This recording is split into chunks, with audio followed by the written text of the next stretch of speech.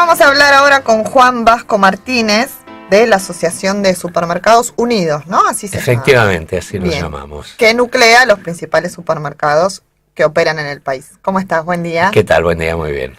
Bueno, les recordamos a los oyentes cómo pueden comunicarse con nosotros por si quieren hacer alguna consulta, que es al 4899-1623 o a través de nuestras redes sociales en Facebook o en Twitter. Nos buscan como PPP, Política, Plata y Pop, y nos pueden mandar si quieren alguna pregunta para Juan para que pueda comentarnos cómo está el tema. Algunos de los temas que siempre nos interesan sobre supermercados, uno tiene que ver con las promociones. Estamos viendo que hay promociones enormes, de enormes descuentos, del segundo producto al 70%. ¿Pararon un poco las promociones que tenían que ver con los bancos, me parece? O contanos un poco cómo está esto. Sí, las promociones con los bancos vinieron bajando la intensidad en los últimos tiempos. No es nada que haya pasado muy recientemente. Algunas cadenas tienen alguna promoción fuerte algún día de la semana con un banco desde hace tiempo, pero tal vez un mayor carrusel de ofertas bancarias ha decrecido. Hay mucho más ahora ofertas a partir de los acuerdos con la industria. Digamos que todas estas ofertas de 3x2, de 70% la segunda unidad o todo esto, son dinámicas comerciales que están articuladas con la industria. De hecho, incluso ahora, si ustedes se fijan, un yogur light o dietético está haciendo esa misma promoción por su cuenta, está apareciendo en televisión. Desde su lado dice en segunda unidad 70%, 50%, y abajo al final sale un zocalito con los 6 o 7 supermercados donde se encuentra esa promoción. Lo digo porque creo que es significativo para ver que la participación que tiene la industria en este tipo de promociones. Este tipo de promociones, si las tuviera que sostener un supermercado, no lo podría hacer de ninguna manera con esta continuidad. Claro, porque uno se pregunta también, ¿no? Si un día hay una promoción en donde el segundo producto se vende al 70% del valor. Cuando uno saca la cuenta, divide por 2, hace la cuenta y ve un precio que está pagando por ejemplo, cada uno de esos yogures. Ahora, si vas al otro día y no está esa promoción, pagás el doble, ponele ese yogur. Y entonces, ¿cuál es el precio del yogur? Lo que yo me pregunto, y mucha gente se pregunta, es, ¿estamos pagando de más cuando no está esa promoción? ¿Estamos pagando realmente un gran descuento cuando está? ¿Es el supermercado el que se queda con esa diferencia? ¿Cómo es? Esto también fue una discusión con el gobierno, ¿no? Sí, esto se planteó. Hubo una reunión que tuvimos con 3 ministros del gabinete económico, surgió este tema. Y vamos a ver, en primer lugar, al ser una dinámica comercial el descuento que viene precisamente de la industria, y dentro de la industria, fíjense que viene de una determinada cantidad acotada dentro de del ya acotado campo de proveedores que tenemos, hace que yo en definitiva no pueda terminar de opinar sobre cuál es el precio real. Yo puedo opinar sobre cuál es el precio al que compro, cuál es el margen que necesito para tener una utilidad final que, según balances, que es como se expresan las utilidades en el mercado formal, es del 2.7% promedio. Para los supermercados en general, que está 4 décimas más abajo de lo que es el promedio mundial. El promedio mundial de utilidad, en contra de lo que dice el señor Samit, que gana el 0,20%, es el 3.1%, la utilidad final. Nosotros estamos, algunos países, Japón por ejemplo es 4.2%, pero el promedio mundial es 3.1%. Entonces yo te puedo decir cuánto me cuesta comprarle a la industria algo, cuál es mi margen operativo de gastos, que normalmente ronda entre el 29 y el 30%. Normalmente mi margen puede andar entre el 30 y el 35%. Mi margen bruto, es decir, entre precio de compra. Hay que pagar impuestos. Después tengo que pagar. Vamos a ver, nosotros pagamos impuestos. Esto es importante porque también se discute mucho, ¿no? Uno escucha cuánto vale las materias primas, o bueno, ahora también estuvo mucho en discusión los productores, ¿no? Sí. Cuánto vale la leche o cuánto valen las verduras y cuánto termina uno pagando en el supermercado. Contanos un poco cómo van los precios en esa cadena. Sí, vamos a ver, y ahí te voy a citar una fuente que no es nuestra ni tiene ninguna vinculación con nosotros, que es, por ejemplo, con el tema de la manzana. Estuvo la famosa manzana, claro, el corte de la manzana en algún programa muy así, muy efectista. Eso nos tiré algunos años. Pero volvieron a cortar la manzana hace 2 fines de semana o 3 para graficar esto. Vamos a ver, y ahí te paso los datos de una consultora de Río Negro, de Gabinete MAC, que es está especializada en mercado de frutícola fundamentalmente, y te voy a contar la manzana cómo va cambiando de precio en los distintos lugares. Es un estudio que apareció hace 1 mes y medio, 2, o sea, tomo valores de ese momento.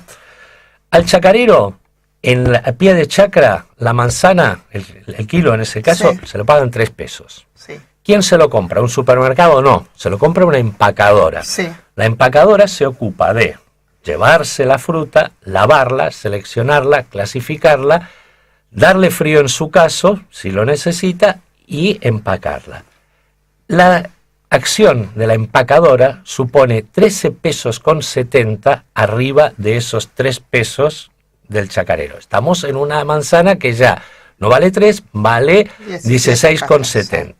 Después hay que traerla desde General Roca, desde Allen, desde Villa Regina, desde algún lugar del valle, hay que traerlo hasta Buenos Aires. Según FADEAC, traer esa manzanita, el viaje de la manzana sale 0,80 centavos. Según nuestro análisis de costo logístico, sale 1 peso con 40. Pero bueno, ya tenemos la manzana 18 pesos. Sí. Estamos hablando de valores sin IVA. Sí.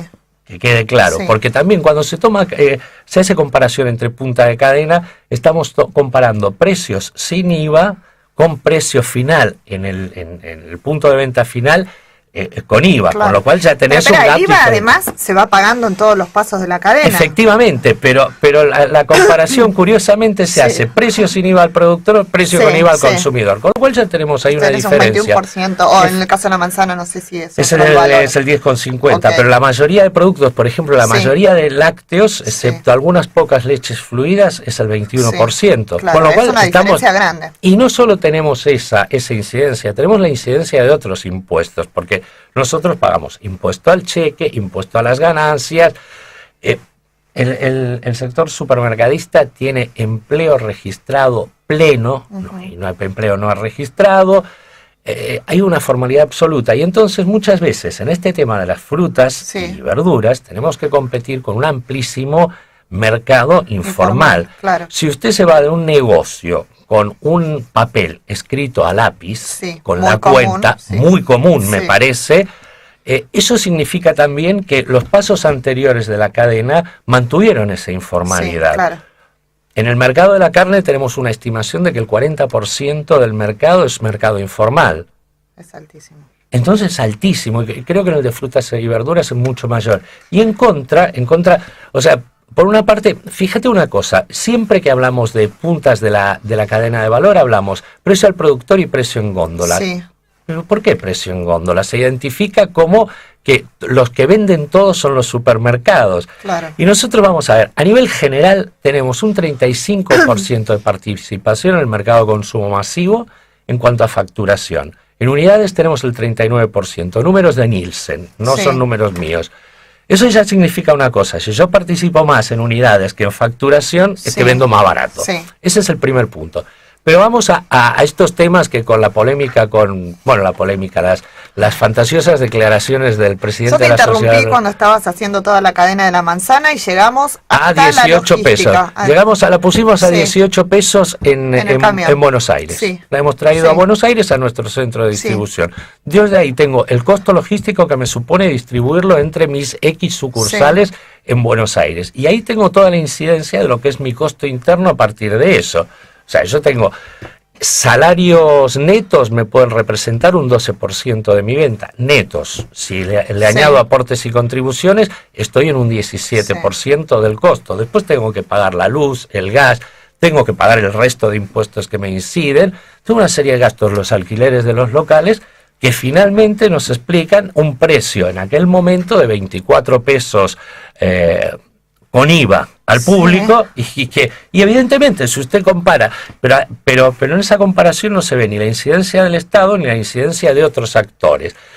Tal como se presenta en general esta comparación entre puntas de la cadena, es lo mismo que si fuéramos a ver una obra al teatro y le hubieran suprimido a 3 o 4 personajes. De los 6 o 7 que están en el reparto, han suprimido a 3 o 4 personajes y obviamente sus textos. Con lo cual uno finalmente no entiende nada. No, seguro. Y puede ser muy fácil decir que el asesino es el mayordomo cuando no lo es. Claro, el tema es que pagaste la entrada, eso nos pasa a los consumidores, ¿no? No entendemos mucho, pero cuando vamos a pagar vemos que los precios son altos, y si te dicen que a la vez está resentido el mercado desde la producción, uno piensa, bueno, entonces acá nos están... No, pero ya te digo... Está bueno saber cómo... Compra directa en frutas y verduras no existe. O sea, nosotros compramos a través de distintos intermediarios, las empacadoras, incluso lo que se compra en el cinturón hortícola de La Plata, de Moreno y todo eso, se compra. Vamos a ver, no nos serviría porque no tenemos el aparataje interno como para hacerlo, no nos serviría comprarle al chacarero la lechuga, porque la lechuga debe tener una serie de procesos, desde que se arranca del piso, hay que deshojarla, hay que limpiarla, hay que hacer toda una serie de cuestiones, que eso lo hace un intermediario que se dedica exclusivamente a eso. Así que me parece que es muy interesado y muy efectista comparar los dos puntos de la cadena, pero la verdad, si buscamos realidad. Aparte, y vuelvo un poco a los porcentajes de participación. Uno, para distorsionar un mercado, ha de tener una posición dominante. Eso no quiere decir que la posición dominante necesariamente lo distorsione, pero es un requisito previo. Si yo soy minoritario en una actividad, no la puedo distorsionar. Claro. En la carne, y te hablo medido sobre mercado formal, un estudio de la consultora BCEP, la de Dante Sica, nos da el 25% del mercado, carne. En frutas y verduras, esa misma consultora nos da un 14%. Hablamos, reitero, y soy pesado, de mercado formal. Si metiéramos el informal, participaríamos menos. Claro. Y en lácteos participamos en un 40%. Estamos un poco más arriba de lo que es nuestro promedio general en consumo masivo. Y cuando te digo supermercados el nene de los hornos, y te digo la cadena que más factura en la Argentina. Todos esos tienen el 40% del mercado de lácteos. Entre todos no se pueden cartelizar, no existe cartelización, porque además hay una feroz competencia entre las cadenas. No me digan que yo distorsiono el mercado con esa participación, porque la verdad es un cuento, no sé si de hadas o de qué. Claro, todos vamos al supermercado. Estos son temas que no se le escapan a nadie, así que los oyentes están consultando a ver si pueden tener algunas respuestas. ¿Te parece, Juan, que te las vaya leyendo? Por favor. Mariela de Colegiales dice, ¿qué va a pasar con el ahora 12? ¿Se va a poder seguir comprando en cuotas?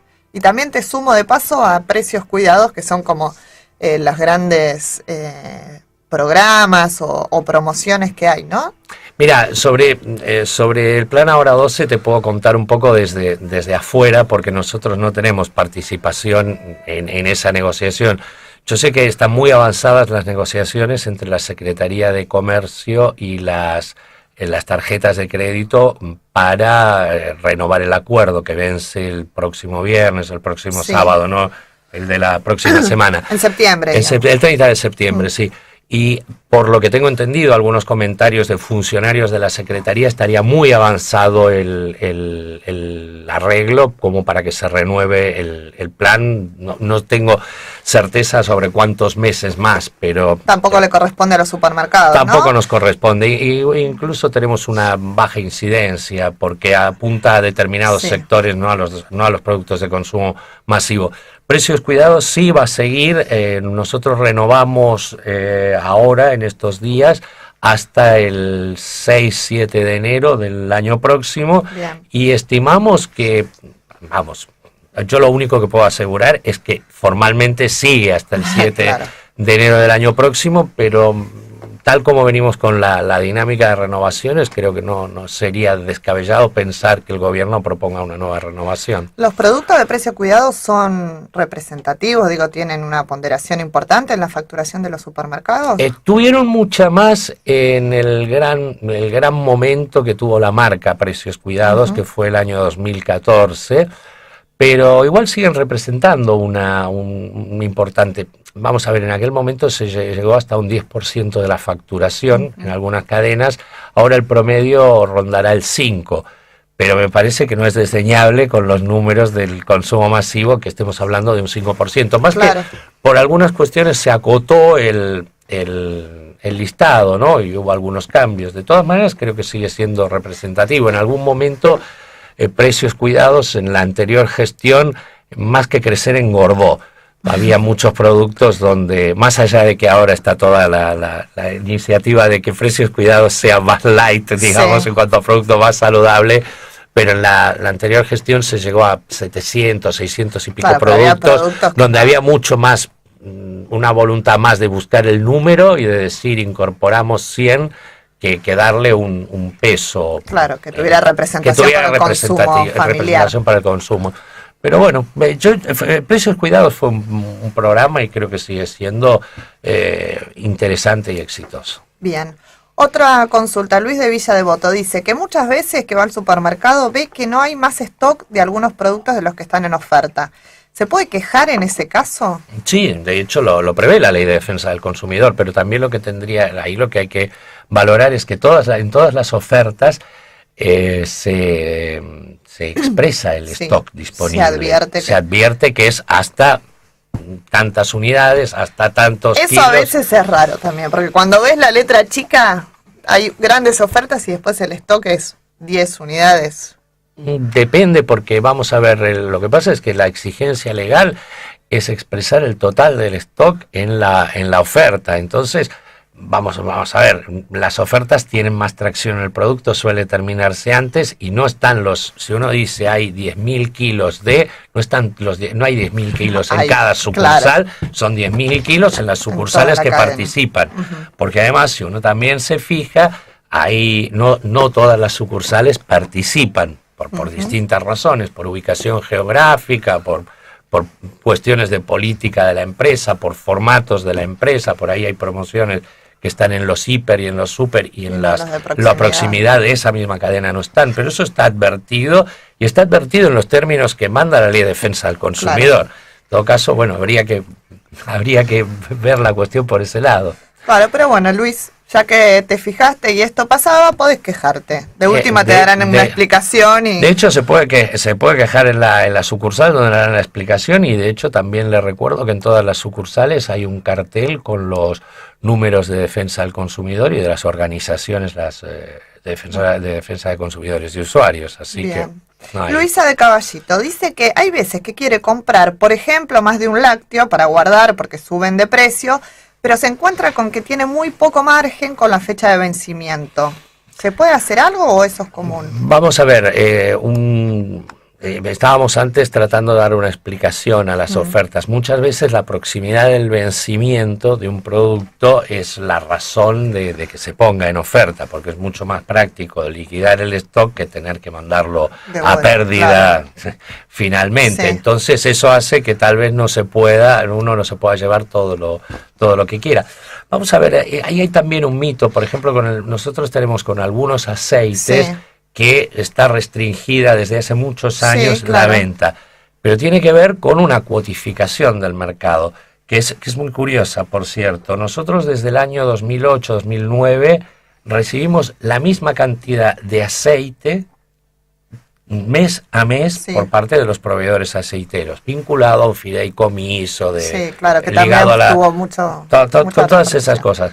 Pero nosotros teníamos una cantidad de metros de superficie de venta en el año 2009 que han ido creciendo hasta ahora, lo cual supone que tenemos más consumidores, tenemos más demanda y sin embargo tenemos la misma provisión de aceite. Entonces la lógica es tratar de que la compra sea racional en ese sentido, y por eso tradicionalmente ha habido limitaciones al aceite, y especialmente tal vez a las marcas, a las etiquetas predilectas. Y se hace porque, bueno, si yo puedo vender 100 botellas, es lo que me da mi stock, puedo vender 100 botellas en el día, y va a Florencia y compra 50, y va Juan y compra las otras 50, el resto de clientes se encuentran pegan la ñata contra el vidrio. Claro.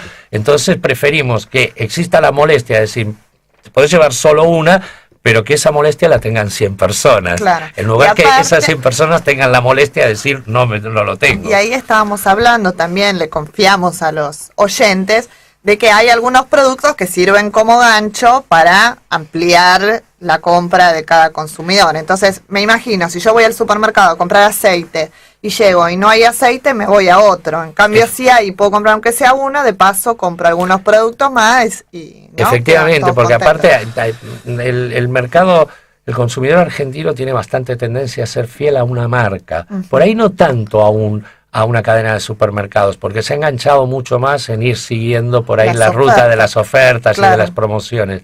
Pero en general el que consume aceite X va a buscar ese aceite, y posiblemente si no lo encuentra ya le genera una sensación negativa en la experiencia de compra. Nosotros lo que procuramos con el servicio que pretende dársele a los clientes, o pues el objetivo de darle, es que la compra sea una experiencia placentera, en la medida que lo puede ser, más allá que también estamos en el lugar más desgraciado de la cadena de valor, porque en definitiva el impacto con el precio, el impacto físico y el impacto emotivo lo tienen las cajas de los supermercados. Claro. No, y eso oculta todo eso, volviendo a lo que hablábamos antes, oculta todo ese proceso anterior que queda invisible. Es decir, si vos ves que la mermelada está más cara que la última vez que la compraste, vos le ves la cara al supermercado, no se la ves al fabricante. No, seguro. Y con un mercado donde tenemos además la particularidad de que la mayoría de categorías están dominadas industrialmente por dos empresas, y en algunos casos, en algunas categorías, por una sola. Y hablamos de dominio de un 82, un 85% de la categoría. Con lo cual, me parece que si no valoramos, si no vemos todo eso, y yo no pretendo con esto responsabilizar, porque muchas veces te preguntan, bueno, ¿y entonces de quién es la culpa? Yo no sé de quién es la culpa, pero no conozco el negocio de ellos, pero me parece que hay que considerar datos. Por ejemplo, los envases Tetra en este país los fabrica una sola empresa. Los envases de vidrio, el 90% otra empresa. El aluminio tratado, impreso como para el packaging, otra. La chapa para las latas, otra. Y acá estoy un poco poniéndome del lado de la industria. Hay una concentración que se produjo sobre todo en los últimos 15 años, que hace que si no lees todo el recorrido, te estás perdiendo tener conclusiones que tengan asidero en la realidad. Bueno, la Secretaría de Defensa de la Competencia, de hecho, se dice que hay casi 20 investigaciones en diferentes mercados, ¿no? En 20 mercados por lo menos, que hablan de esta concentración, pero también son procesos que llevan mucho tiempo. Pero bueno, son temas también, en los que hay también tenemos un problema en nuestro país, que es un problema de escala para pensar el desarrollo de políticas industriales. Tal vez no haya lugar para dos fabricantes de envases Tetra, no lo sé, no tengo idea de cómo es la cosa. Sí, es un estudio mucho más grande. Es algo más complicado. Lo que pasa es que cuando hablamos de precios, de consumo, de todas estas cosas, creo que hay una gran tendencia a tirar números así al tuntún. Yo, por ejemplo, cuando el señor Samit dice que su margen bruto es del 20%, yo la verdad le recomendaría que hable con su contador si no se está olvidando pagar cosas, porque si no, el costo operativo es mucho mayor. O sea, no podemos, pero le digo, por ahí nada, tiene algo. Hay algo que hay algo que se olvida o que calcula mal.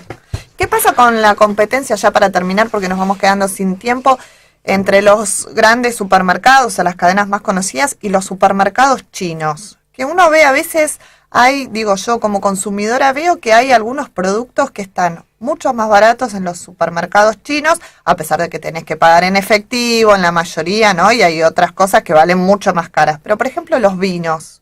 ¿Viste que los vinos en los supermercados chinos son baratos? Sí, vamos a ver, Vamos a ver, como yo no tengo datos concretos, no me voy a poner a hacer especulaciones, pero evidentemente es un precio con el que nos cuesta competir y que nos cuesta explicarnos que pueda salir de los canales habituales de comercialización. Con eso no estoy diciendo nada, no lo estoy acusando de nada ilegal, pero no cierran los números. No cierran los números de ninguna manera.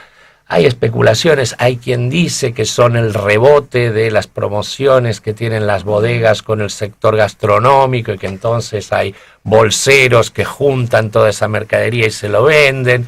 Evidentemente lo que sí hay mucho efectivo, hay poco ticket, y todas esas cosas son ventajas competitivas que no se reflejan en el resto de precios, porque, vamos a ver, según un estudio de Dante Sica también, los autoservicios asiáticos están promedio un 16% más caros que los supermercados y los almacenes promedio un 20% más caros que los supermercados.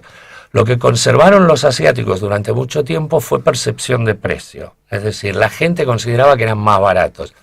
Pero me parece que otro valor agregado que también damos las cadenas de supermercado tiene que ver con la seguridad alimentaria, cosa en la que se pone mucho énfasis, se invierte mucho y que yo no digo que no la pongan en otros sectores del comercio, pero muchas veces eso se ve fácilmente. Sí, sobre todo para productos sensibles, ¿no? Carne, lácteos y algunas otras cosas.